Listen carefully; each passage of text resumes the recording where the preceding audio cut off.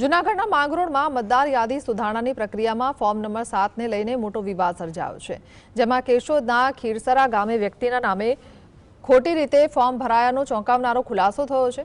આ મામલે જરિયાવાડા ખાતે ગ્રામજનોની તાત્કાલિક બેઠક મળી હતી, જેમાં મતાધિકાર છીનવવાના પ્રયાસ સામે ભારે રોષ વ્યક્ત કરવામાં આવ્યો છે।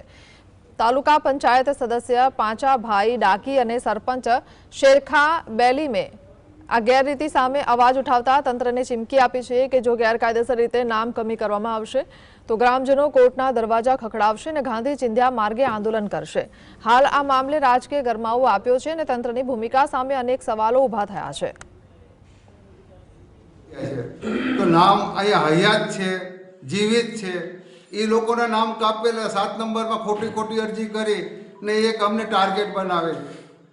તો અહીંથી અમારા પ્રતિનિધિ પાંચાભાઈ છે, એ ખીરસરાના સમજી લ્યો કે મુસ્લિમ ભાઈ, એનું નામ કાજપા છે। તો પાંચાભાઈને પૂછ્યું કે પાંચાભાઈ શું છે કે ભાઈ મને તો ખબર નથી, મારા નામની કોઈ અરજી કરેલ છે, સમજાઈ ગયું। પણ અમારા જરિયાવાડામાં 7 નંબરમાં જોઈ ને જે આમાં જે ખોટા જે અરજીઓ કરે છે તો હું કાયદેસરનો ગુનો દાખલ કરી